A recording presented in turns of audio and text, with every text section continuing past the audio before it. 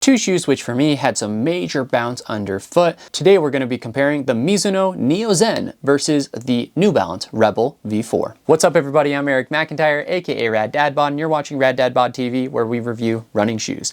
Today we're going to be breaking down the Neo Zen versus the Rebel V4, but if it's your first time watching one of my videos, you may notice some timestamps below. Feel free to jump around to the various parts of this comparison, but if you do so, I would sure appreciate if you come back and watch the full review when you get a sec, as I put a lot of time and effort into these videos. If you're a loyal watcher and you're not yet subscribed, please consider hitting that subscribe button and turning on notifications so you get notified every time I drop a new video, which is typically Monday, Wednesday, and Friday.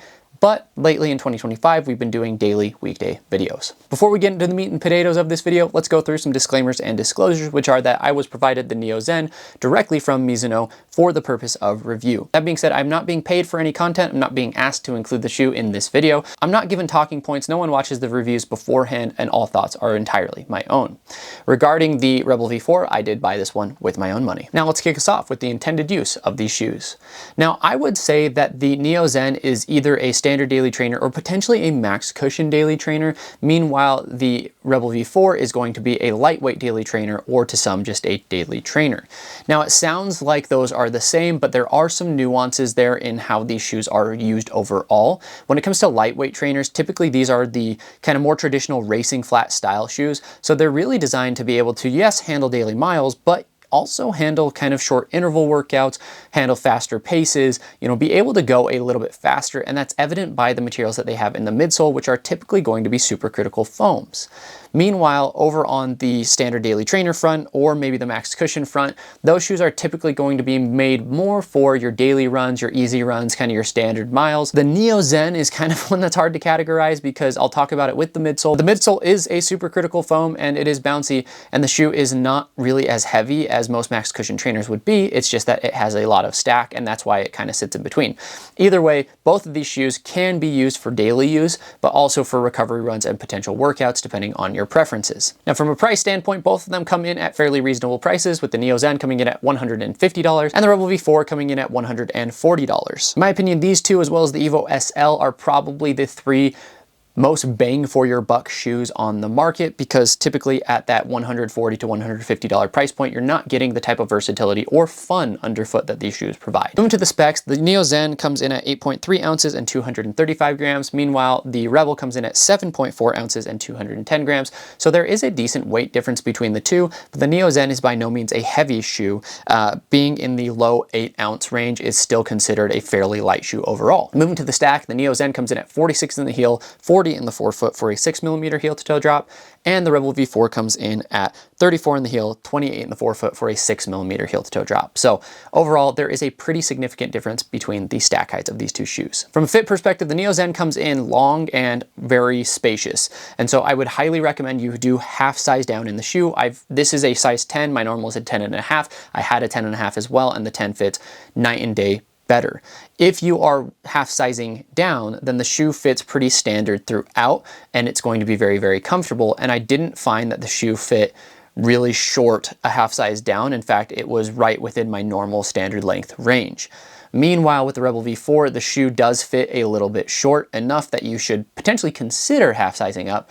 The only reason why you might not want to is the same reason why I didn't, is because the shoe fits fairly wide. And so it is very accommodating, it's wide foot friendly. And so I was afraid if I half sized up that this shoe would be way too wide, way too baggy on my foot. Now moving to the upper, the Neo Zen has a knit sock fit material, which is a sock-like upper, but the majority of the stretch of the shoe comes really here in kind of the tongue area, as well as that heel and that ankle collar, to allow you to get your foot in. Outside of that, it doesn't stretch a ton, and so that knit construction is pretty tightly woven, and so you actually get a pretty secure overall lockdown. Now you're not going to get any plush within the shoe. It really is just the knit sock upper. So in a lot of ways that saved a lot of weight from the shoe, because I think a large majority of the weight is going to come in the midsole there.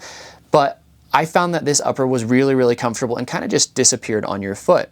The other thing is that normally with a knit sock upper like that and that kind of lacing construction, you may want to worry about kind of lace pressure. And because the fit felt nice, although there was a little bit of bunching in that tongue area, I didn't feel excess lace bite or pressure on my foot. I felt very, very comfortable in this upper overall. Meanwhile, with the Rebel, you have that synthetic engineered mesh, which is really, really comfortable. It's lightweight, it's breathable. You have some okay cushion here in the heel, but they really tried to keep the weight down overall. And then you have the Phantom Fit lacing system, which is supposed to give you some good lockdown. And I did find I could get some okay lockdown in the midfoot, but the shoe does fit really, really wide. Now, luckily the tongue is fully gusseted, which is a huge benefit, but the tongue is also very, very short. And so if you are using your runner's knot or not, honestly, sometimes you're gonna get some lace bite there at the top and it's a little bit annoying. That being said, the shoe is so lightweight, the shoe is so breathable, the shoe is a lot of fun. And so I didn't mind some of the issues with the upper, but I'm really hoping that they do fix that in the V5, that it's a little bit more streamlined of a fit, because the upper fit a little bit sloppy for the most part. Now moving to the midsole, the Neozen has a nitrogen infused TPU, I believe it is, and it's very, very bouncy. Lots of stack underfoot. The way that I would explain kind of the sensation underfoot is almost like a miniature super blast. So if you ran in the super blast, you know how you get a lot of pop, a lot of energy return in that shoe. And I felt the same way about the Neozen. It is softer than that super blast foam, and it is a soft foam overall, but I didn't find that it was overly squishy or overly soft, though with that high stack and soft foam, it is a little bit unstable, even with a slightly wider base. Compared to the Neo Vista though, which I did a full video comparison on those two, so if you're interested, go check out my comparisons playlist, but compared to the Neo Vista, it is a lot more stable because you don't have a medial cutout in the shoe. Overall, I would describe the shoe as bouncy, fun, and pretty versatile, to be honest. I don't think that you're going to want to take this shoe out necessarily for like speed work, like true like 200s, 400s, like fast interval sessions. But if you're going tempo, if you're going threshold, if you're going long with some paces, if you're going progression, I think that this shoe can really, really shine in those environments. It's definitely not just an easy day shoe for me. In fact, this is one of my favorite foams underfoot, and I do think that this shoe is probably going to end up in, at the very least, my top 5 shoes of the year. Moving to the Rebel V4, you have Fuel Cell, and this version of Fuel Cell is a PIBA and EVA blend. I'm not sure what percentage of each is in the midsole, but this is a really fun midsole overall. It bounces off the ground really, really well. It's smooth, it's fun. It's hard to actually control your pace in the shoe if you're trying to go easy, because the midsole does want to speed up. I will say that the lower overall stack maybe prevents you from going super long in this shoe, and it restricts you to maybe some shorter workouts or some shorter overall runs, maybe runs kind of 90 minutes or under. But the foam is really, really good underfoot. It's bouncy, it's responsive, but it's also soft and relaxing enough that you could go easy or run daily in the shoe for sure. I will say that this shoe is fairly unstable despite being wide though, so keep that in mind. Neither of these are going to be stable shoes overall. Moving to the outsoles, the Neozen has the X10 rubber, which is really, really solid in my mind. I had no issues running in rain or after rain in these shoes. The traction pattern looks like it may have some issues, but personally, I didn't have any, and so I've been a big fan of the Mizuno rubbers. They just handle the roads very, very well where I'm at. And then you have some strategically placed rubber there on the outsole of the Rebel V4, and it did okay. I did slip around a little bit if it was a little bit wet on the road, so something to be considerate of.